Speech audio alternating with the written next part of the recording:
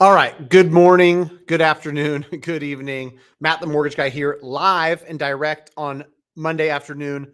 Live Q&A. If you have any questions about mortgage, about real estate from somebody who's in the trenches day in and day out, talking to hundreds of real estate agents every single month, talking to hundreds of consumers across the country, feel free to fire off any and all questions.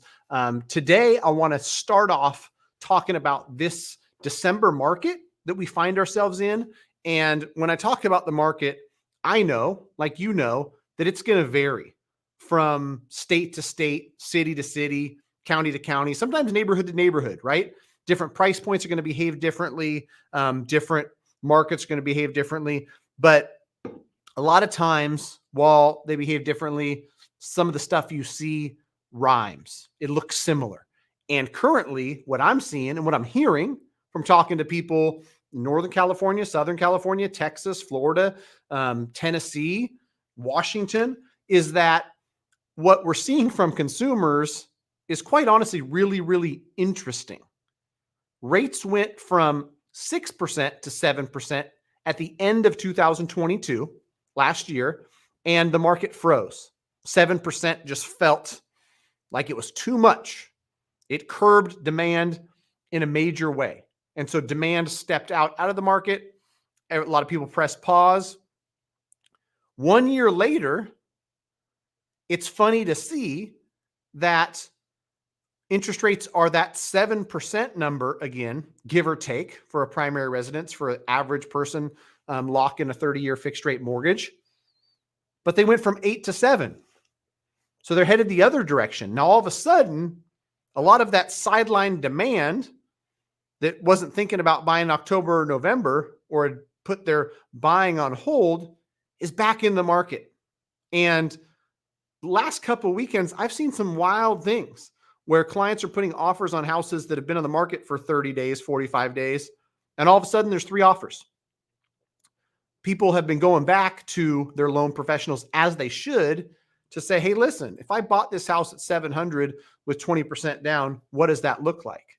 Now, at any large number, when you're going from 7,875 to 7.5 to 7.25 to 6,875, these rate decreases can be meaningful in how much they save you on a monthly basis.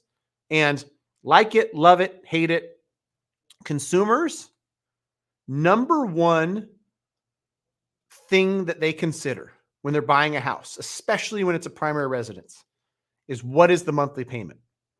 You can argue with me. You can like it. You can not like it. You can say, well, they should think about the price they pay. They should think about the long-term, whatever you want them to think about is great. What they truly think about and what they care about, based on the 9 million conversations I've had, is how does that monthly payment compare to what comfortably fits in my budget as a housing expense, period. The end, right? For most people, it's not for everybody, right? And so when you've got somebody who might have pressed pause and said, listen, $4,400 was a lot for me. We're renting for $3,500. I know we can fit $4,000 in a monthly budget. $4,400, it just gives me anxiety. I don't want to enter into a new house with this feeling. If you take that $4,400 monthly payment, then now becomes $4,000 because of rates have come from 7,625 to 6,875 or whatever the number is for your specific scenario. That creates this environment where people are stepping back in and they're getting excited about buying real estate and they're saying, you know what, let's do it. Now, what I'm going to say for the at least 10th time, and I'll continue to say it because I think it's important. If you are in the market to buy a home, if you're going to buy something in the next 3 to 6 months, I would tell you that the biggest favor you can do yourself, at the very least, get yourself pre-approved, know your numbers, and then look. If you tell yourself, hey, listen, May is probably when I'd like to buy, look in December. And the reason I say it, the reason I want people to at least consider it, I'm not telling you what to do, is because if some of the predictions about the interest rates hold true and interest rates are lower in the spring than they are currently, and history repeats itself for the 94th year in a row, and the spring has more demand and more buyers than the fall and winter, literally happens every single year, and you pair those two things, you're going to see a lot more competition. You're going to see homes, especially at the entry level, that unfortunately for buyers, I get it. Like, again, not a like or don't like thing. It's just reality. If there's more buyers at the entry level price point than there are homes available and being sold, that creates upward pressure on price. It creates multiple bidders. It creates an environment where you do things you probably don't want to do and wouldn't have to do in other environments, like remove a loan contingency or an appraisal contingency or both. Probably should never release your inspection contingency, but I can say that all I want, and people are going to 2021 when they 2021. They're going to remove those contingencies. They're going to buy a place in San Jose that has $100,000 in foundation or sewer work. So enough of that preaching. Just remember, if you remember nothing else, that if rates come down and the buyers come back in the spring, as they do every single spring, it's going to create a really competitive spring home buying season. So don't be surprised at that when you go and you're like, holy crap, I wish I would have bought it at 500 and maybe had a 7% interest rate, versus saying, I can't wait until it's 6.25% interest rate, but then you got to pay 535 because you're up against 7 other offers. All right.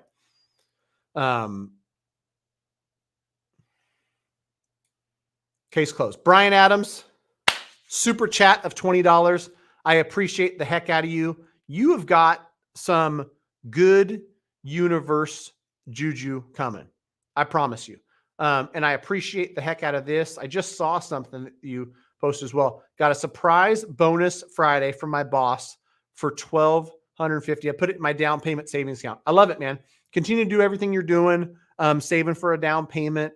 And it never, ever, ever hurts as a home buyer. This is for everybody, to make sure your credit is good. Make sure that your situation around any debt you owe is in a good place. Make sure you've got reserves. Make sure that you're in a good and healthy financial place. For Brian Adams, I know, because you stated it before, right? Like, you're not in a hurry to buy. You're going to pay off debt. You're going to save an emergency fund. You're going to have a down payment that feels comfortable. And 2025 is the goal. Based on everything you're doing, getting surprise bonuses, paying off debt and all that, maybe based on what I just said, you look in Q4 of 24, because maybe in Q4, there's more deals to be had. I mean, that's just the case with almost every year, is that there's going to be some motivated sellers. Maybe there's less for sale, but there's a lot less buyers. And so you're going to find a deal. So if you're watching this live, fire away questions live. I'd love to answer them. If you're watching this on replay, make sure you're subscribed to the channel. There's 1,000 videos on how do escrow accounts work. Should I pay points? What's a 2-1 buy down? How to buy a house in a seller's market? How to buy a house in a buyer's market? Hope I have that one too. Lots and lots of videos. So many videos that if I forget something, I go back and watch my own video from 4 years ago to retrain myself on mortgage knowledge that I've lost. So something there in the last 10 years or 1,000 videos that'll help you, hopefully educate you. And really, education is meant to empower you. So when you're doing something big, like buying a home for the first time, and it's the biggest purchase of your life, connected to the biggest debt of your life, you're going in it with some confidence. I've studied a few things. I've seen a few things. This Matt the Mortgage Guy kind of, talks straight and has warned me against listening to this or falling for this trap, or maybe I've got to consider multiple different loan options, whatever the case may be. My hope is that you leave this live or any video that I've made with more mortgage knowledge than you came in with. And with that knowledge, you feel confident and empowered to go out and make good financial decisions around home buying and mortgage. All right. All about the monthly payment. I thought it was all about the Benjamins, baby, but you're right, Ryan. I guess the Benjamins are the monthly payment. So it's all about the monthly payment. Man, me and you with dad jokes, Ryan, we got to make sure that we don't quit our day jobs because comedians or, in that case, me trying to rap, not going to work. All right. As we look to 2024, it's important to remember that new listings start to hit their stride in March. That's when we start to see much more than the low levels in January and February. Yeah, and I'm sure, Ryan, like you talked about, that's Sacramento. I'm sure it's like that in tons of markets. I wonder if you have anything on Sacramento Appraisal Blog.com, Ryan, that talks about that. It'd be interesting to see if you do. Real quick shout to Ryan, SacramentoAppraisalBlog.com. If you haven't checked it out, if you're in Sacramento, you know about it. Really good information in regards to the real estate market. Tons and tons of graphs. The one you did recently with all the homes owned by who is that? Gosh, what's the name of that? Invitation Homes, 9,000 of them in California, and gosh, like 3,000 in Sacramento. But then, all kinds of real estate stats, graphs, and info. Really great stuff. Keep up the good work, Ryan. I appreciate it. The people appreciate it. Yeah, there we go. I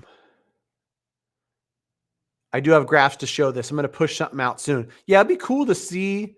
And I wonder if when I look at like mortgage application data, like the purchase index, I'm looking at it for the last year. And it's been interesting to watch how that changes over time with rates, but seasonality as well. Like the purchase index in January and February was really high this year. And it's interesting because then in February, it kind of cratered because rates went up. And it came back up in March and April when rates dropped back down. Man, rates is always the X factor, man. Rebecca Steele, thanks for joining. I appreciate you. Thanks for the kind words. These videos are just the best. Thanks for sharing your knowledge. I appreciate that quite a bit. Keep doing great work, Rebecca. I appreciate you. I continue to follow you in your journey. And so, yeah, that was nice. That made my day. Thank you. Yeah, no debt, Brian. And winters are slow. So look in Q4, if the right house comes along, if somebody's selling in the fourth quarter, they're motivated. And right now we're seeing this weird dynamic, which is something that I had a conversation earlier about. Listing at 925. They've been on for almost 60 days. This is a California listing. And they don't really seem that desperate to sell. They're like, yeah, we got motivated sellers. That's what the list side is saying. But it's like, if they were motivated, they would have countered an offer that my clients put in, I think at 875 with 25,000 in credit. So granted, 850 net is like 75K below where they're at. I think a lot of sellers understand that if they wait a few more months, we're going to be in a different environment. I truly believe that. I don't just say that to say that. Like, it's going to be a tougher market for buyers 8 to 10 weeks from today. That's my call. And I might look back on this video and be a genius. Where like, oh my gosh, I should have listened, Matt. I'm ended up paying $560 for this house. I probably could have got for $515 in December, January, because all the buyers came back. They all competed against me, and rates were 6.5%, which made it even more enticing for myself and everybody else. That's my prediction. Whether that's right or wrong, we'll see. Nobody's got a crystal ball, but it's something that definitely could play out like that. Give yourself a raise. What's up? Listen to you on the way down to Charlotte, North Carolina to check out my rental rehab. Nice. I'd love to hear your thoughts on Charlotte, North Carolina. When you look at the data I have on a personal basis, where you make YouTube videos, they go out nationwide, and you got 280 people a month that fill out a form that says, "I'd love to work with you and your team, Matt. Give me a call." I get a little bit of a feel, in my opinion, for where the most activity is from a real estate perspective, and probably from a real estate investor perspective, because I've got a lot of stuff, whether it's on my channel, whether it's on One Rental at a Time, where I have a guest spot, and we create 2 videos a week for the last 2 years. If you haven't checked out Mike Zuber and One Rental at a Time, highly recommend that. But North Carolina continues to come up. It continues to come up where so many people have reached out from North Carolina that somebody on my team, some of you might know, Connor, is like, "Matt, we gotta start serving North Carolina, because there's more and more people that are reaching out to buy there." It goes in this order: California, Texas, very close behind Texas is Florida. Behind Florida is Tennessee. And then we've got, you know what? No, I was going to look it up. You guys don't care. But those are the first 5 for sure. And then like North Carolina, South Carolina, Georgia. I just looked at this. There's activity, which tells me from one man's perspective that those markets are markets that people are looking into. They want to move to, they want to buy in, so on and so forth. Where'd that go? Georgia, Arizona, Virginia, Indiana, Illinois, Nevada, South Carolina. Yeah. Just naming states, just on here to just practice my states. I think rates will be in the 5s for 2024. What do you guys think? I'd love to hear everybody's comments, whether you're watching this on YouTube, LinkedIn, Facebook. End of 2024. I'm not that bullish on rates coming down, Brian. I do think they'll come down, but if you had to pin me to a number, end of 2024, I'm like at a 6.3. This is a fun exercise because everyone's a winner. We don't know. And by the time the end of next year rolls around, we probably will have forgot that we made a prediction. But let's do it for fun. I'll start 6.3%, the end of 2024. And this is just an average. If you don't have another place to look at average, I think that Mortgage News Daily is the best, because they're not selling you stuff. They're not going to be directing you to a lead form you fill out and then 9,000 people reach out. So here's like the 30-year fixed rate average across the nation. Someone with great credit, probably paying about a point, just so you can get a feel for your prediction that's coming, right? This is the last 12 months. We peaked briefly in October at 8%. That's come down almost a full percent. And if you look at it for today, 12/11/2023, we're at 7.1% for a national average. So with that being said, where are we going in 2024? Brian Adams says the 5s, which might well be 5.999, but still, I'm going to say 6.3. Brian says 5.75%. I say 6.3. Ryan Lundquist, join in on the fun, bro. Just make a prediction. It can't hurt.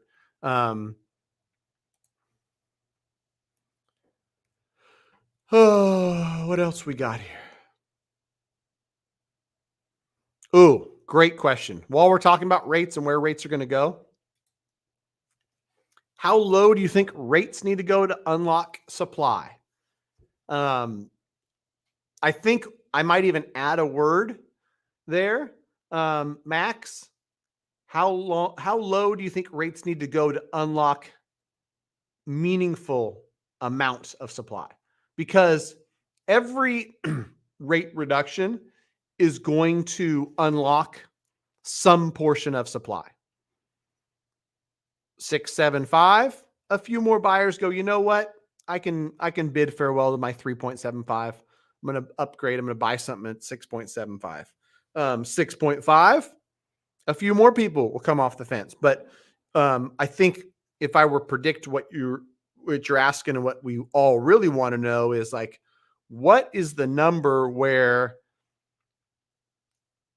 the vast majority of people who are not moving because of the rate disincentive?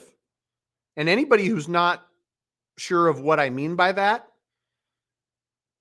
if you've got a 2.5% or a 3% or 3.5% on your current primary residence, you've got a whole lot of disincentive from a math perspective, from a monthly payment perspective, to go out there and buy yourself a new primary. If you own something that's worth $600,000 and you owe $400 on it, you got $200,000 in equity, but that $400,000 you have a 3% interest rate on. I'll throw out just a random number. Your payment's below $2,500 for most parts of the country where, you know, property taxes are 1 to 1.5% and your homeowner's insurance is reasonable. It could be even lower, right? Could be $2,100, $2,200.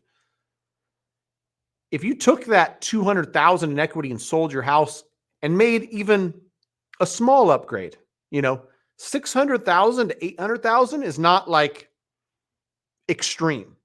And in some areas, you can go from 600, 800, get a bigger house in a nicer neighborhood, nicer school district. So like, we're not talking about a huge jump. $800,000 house, 20% down.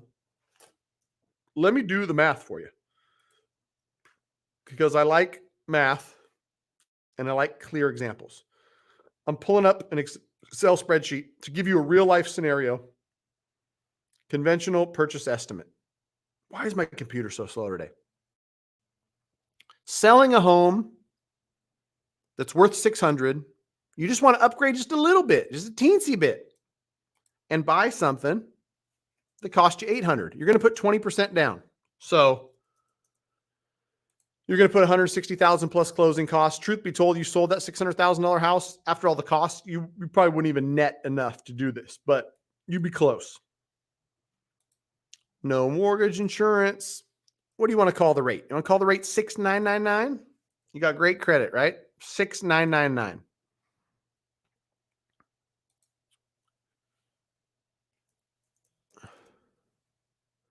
You are going to have homeowners insurance and taxes based on an $800,000 house. You're going to have a 699 rate on the 640,000 you borrow. So your payment, which is probably $2,200, is going to go to $5,200. And you're only upgrading from 600 to 800. And you're taking all of the equity from the current house and parlaying it to the next house. And your payment is going essentially 2.5x. That is a big leap. And so this question, Max, is really, really valuable. How low do rates need to go to unlock supply? If we use that same example and we said, listen, better school district, I really want my kids in this better school district. I've got a raise, so I make another $2,000 a month. My mother-in-law lives in that other neighborhood. She could help watch these kids, offset some daycare costs.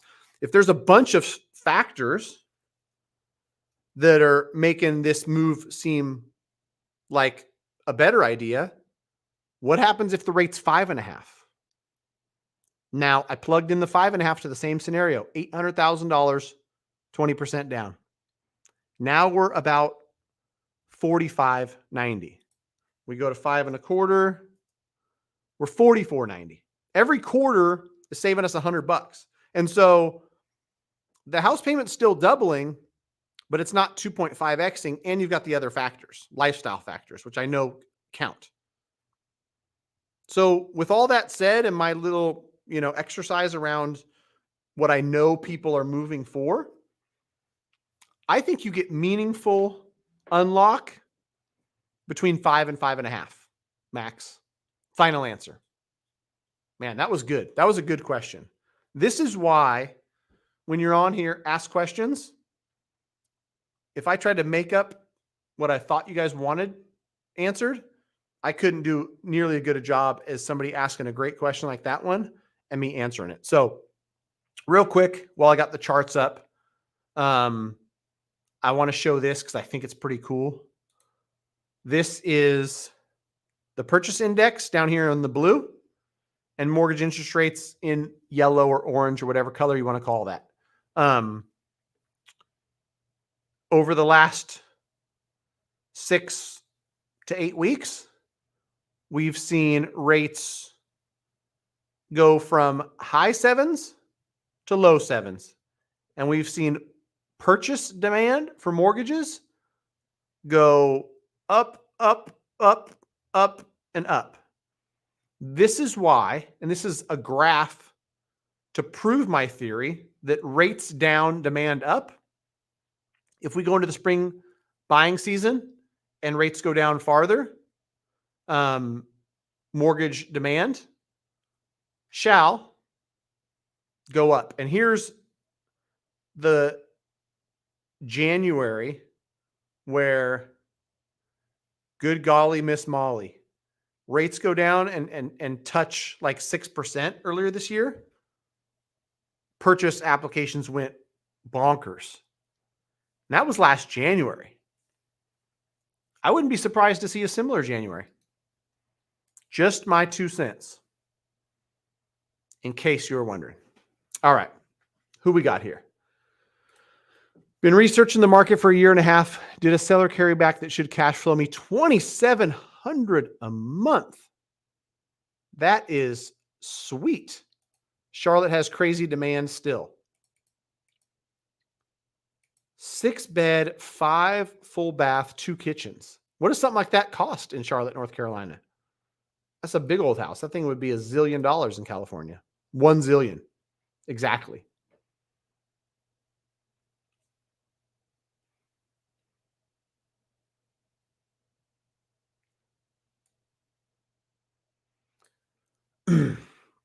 All right. Nicole Jansen's, thanks for the comment. Thanks for joining. Got in a car collision. I hope that you're okay, first and foremost. All the financial analysis aside, and that matters a lot less to your health and well-being. So hopefully you're doing okay. There's not any major injuries you got to deal with because of that crash. Better to put 10% down and get a small car note, or better to put 5% and pay cash for car. $12,000 income, purchase, $700K, no other debts. I see what you're saying. So if you put 10% down on the home purchase, you wouldn't have enough to also buy a car in cash. You're asking, do I put 5% down on the home, which it's a $700,000 home, right? So it's $70,000 versus $35,000 down payment. This is a good question, and I think that even at 7% interest rates, mortgage rates are better than car. This one might be a personal preference, though, right? It's like, while you're going to pay cash for the car, and borrowing the extra 5% will not cost you anywhere near what that car payment likely would be. Let's say you get a $500 a month car payment for borrowing $25,000 or $20,000 or something. It might boil down to personal preference, because you'll be outlaying more per month with a separate car note, but you'll also be in a position to get that thing paid off. And then that's gone. Now you have no car note and just the home.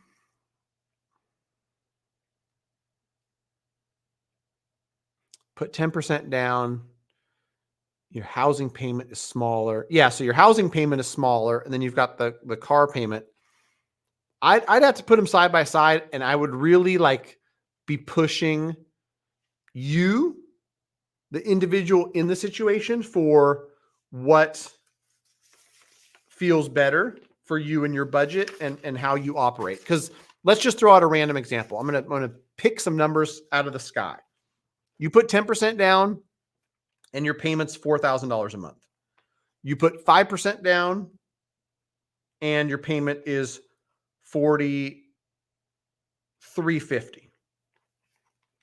And with that lower payment of $4,000, you also have to borrow money for a car, which is $500 a month. If you look at them today, it's $4,000 plus $500. And so you got $4,500 in outlay versus $4,350. So maybe $4,350 sounds better to you. But then you think about your future self, 4 or 5 years, whatever it takes to pay off that $500 a month car payment. And then you've got a paid off car and your mortgage payment is only $4,000 a month. What's important to think about in these scenarios is that most people are more optimistic than they live. Meaning, I'll pay off the car, I'll drive it for 10 years, and I'll only have a $4,000 a month mortgage. Therefore, I'll be winning in years 4 through 10. But then in real life, you finance that car, and in 4 years, you sell it and buy something else and put yourself into a $650 car payment. I don't know. These are tough questions, but it's do the exercise of asking yourself the questions. And I think that's usually when I get these questions, I can talk through it with somebody and the answer will appear. So that's my advice. Talk through it until the answer appears.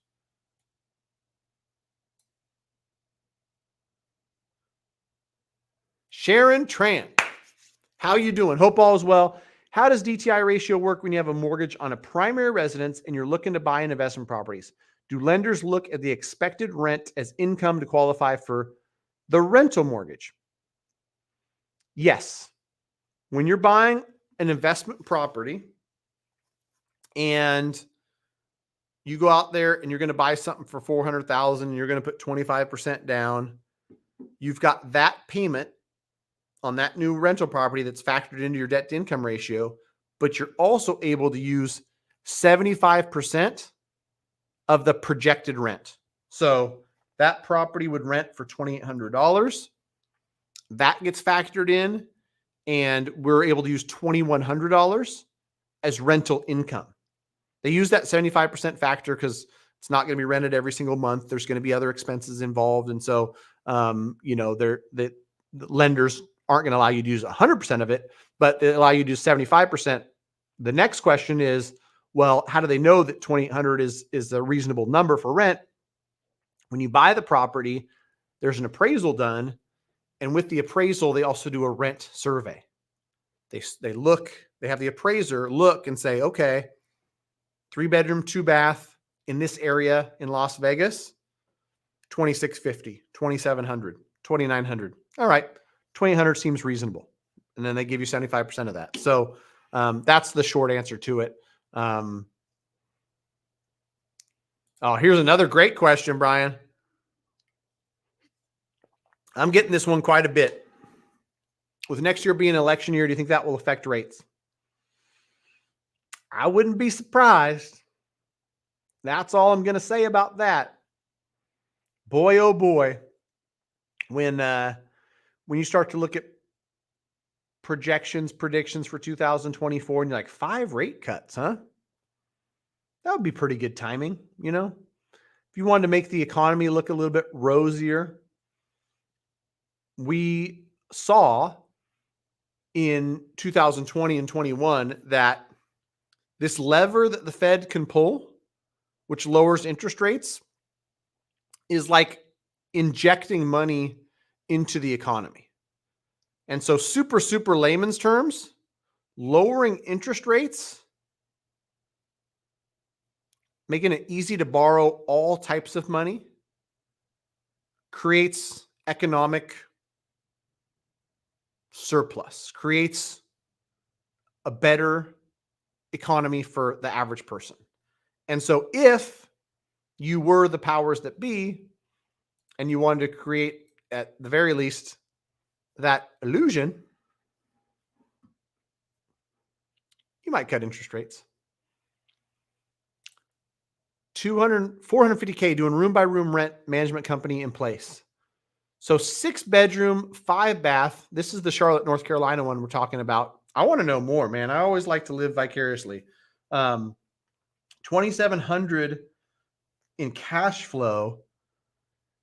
And if you bought it for 450, my guess is like you gotta be at least $3,000 in payment.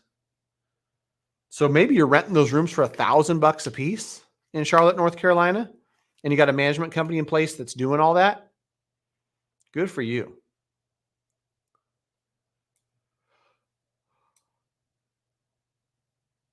Ooh, all right. A few more questions. Running out of steam. Oh my gosh. Yep. I got a 3:45. I'll be on time. Don't worry, 3:45. I'm calling you. Ryan Lundquist, are you seeing an uptick in 2 to 4 unit properties in light of this new 5% down conventional that Fannie Mae rolled out? November 21st was the date. What are we now? December 11th? I'm not seeing a ton of it.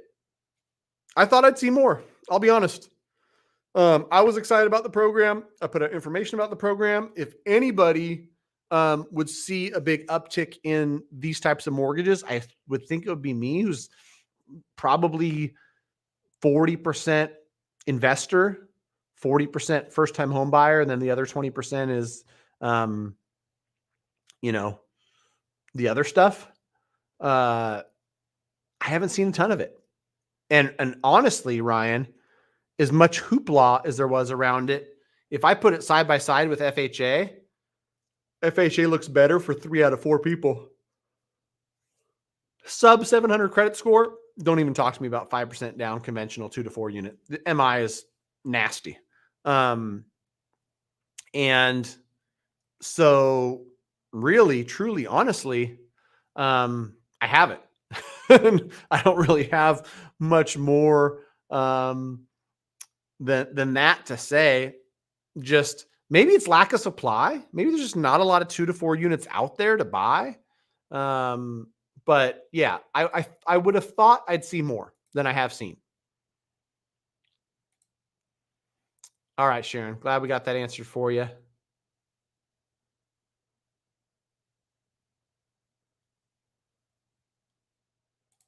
Yeah, email me for sure.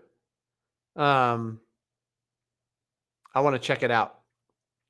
Matt@mtmg.com. Where? There it is. Send it there. I'd love to see it, man.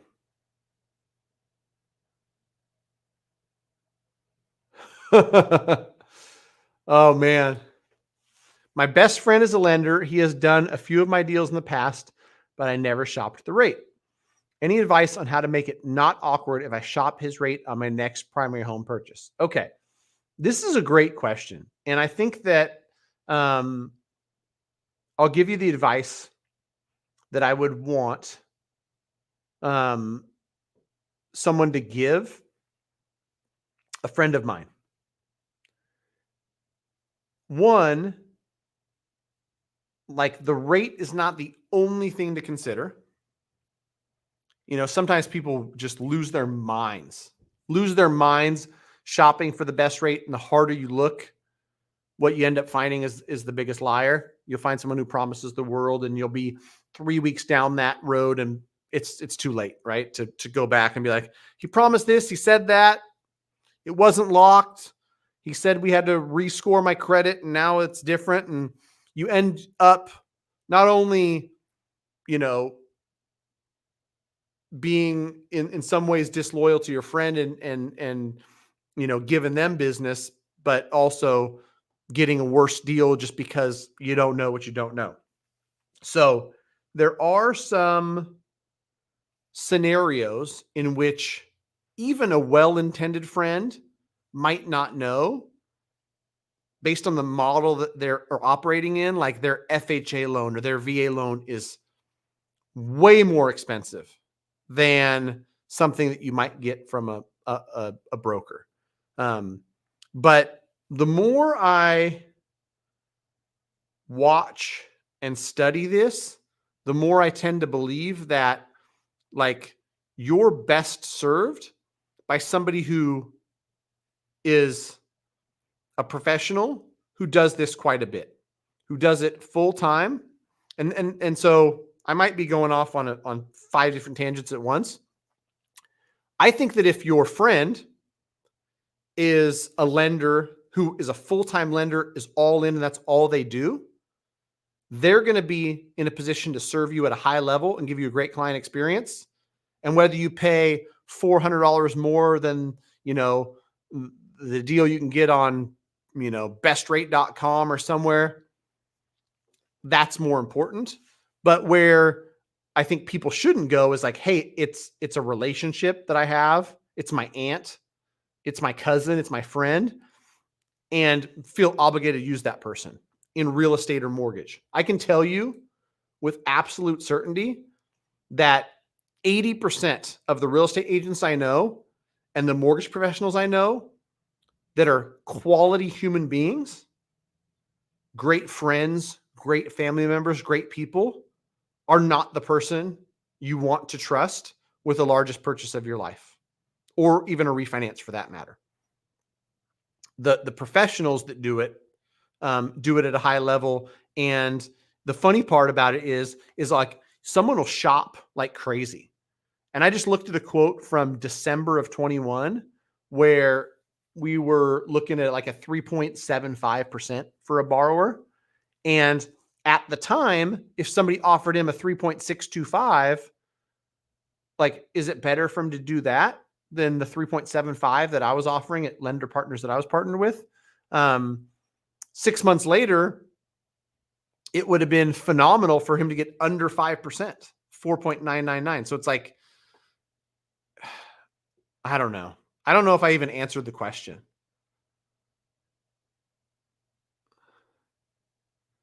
To make you feel better about getting a decent deal, run it by somebody else you like and trust. The worst part about this industry is the amount of people that will lie and cheat to get your business. Meaning, if your friend was doing the deal and you came to me, I'd be like, you know what? It's close. This is about what you'll find in this market. If you talk to an online lender who's working in a call center, they will do everything in their power to win the deal, regardless of what your friend is offering, regardless. So you got to find one other party that can just keep that quote honest. And then, without coming back and being like, listen, I can get a better deal elsewhere, man, you better match it or I'm out. You can just have a conversation and maybe there's a concession that can be had. So yeah, James, run it by me and I'll take a close look. Joey Garessi, my man, Thursday. What is today? 11, 12, 13, 14. December 14th, Oklahoma City Thunder coming to Sacramento. My son's got a basketball tournament, so I can't go. If you were in town, I'd give you the tickets, bro. Sac Kings, Oklahoma City Thunder. That's what we should have predicted. Well, we know that. We winning. Thanks for joining, brother. Good to see you.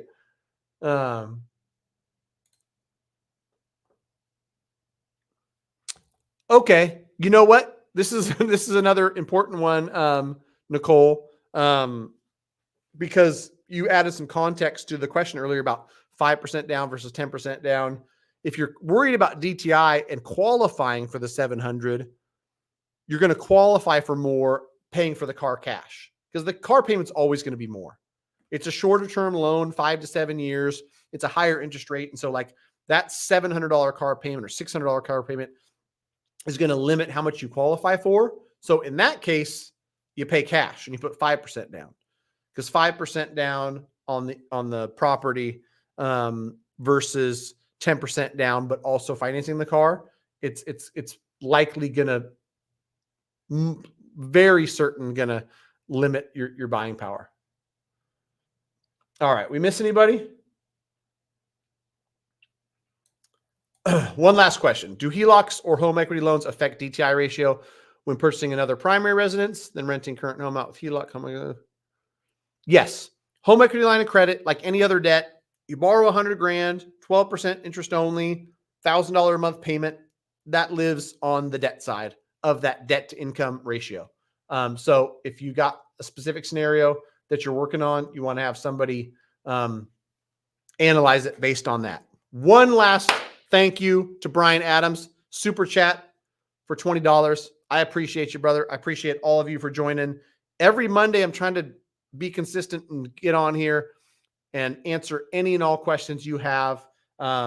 Even if you're watching this on replay, feel free to comment down below. I try to get to the YouTube comments as well and reply there. If you want to connect with me and my team, that's easy. Go to greatmortgagebroker.com, fill out the quick form. We'll be in touch. We're licensed across the country, so we can help you regardless of where you're at. greatmortgagebroker.com. Thanks for watching. Until next time, we gonna see.